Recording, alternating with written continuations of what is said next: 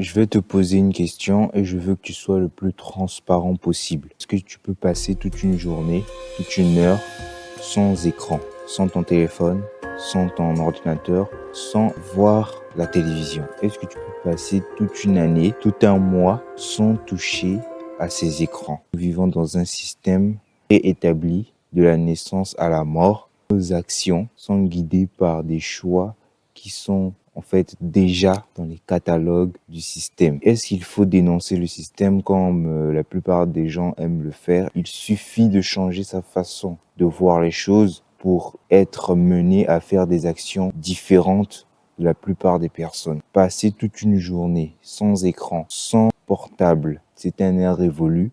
Beaucoup de gens ne parviennent pas à passer plus d'une heure sans voir des notifications sur leur portable, sans voir des dernières actualités, qu'est-ce qui se passe dans le monde et tout cela. Et je pense que c'est vraiment problématique parce que si vous n'arrivez pas à contrôler ce besoin constant en information ou encore des notifications, vous vivez comme des esclaves. Vous êtes esclave de vos écrans. C'est un problème, c'est un obstacle à votre épanouissement personnel. Vous devez vous positionner comme un acteur, comme un producteur.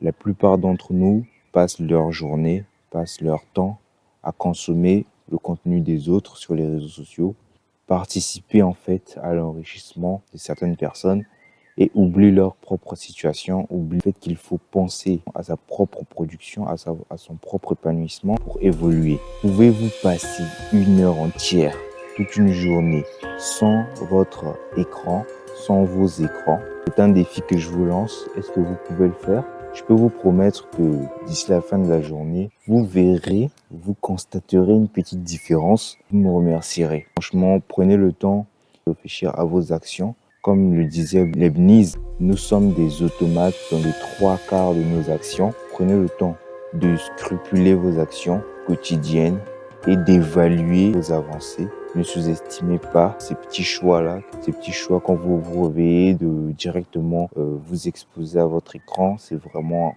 une mauvaise habitude.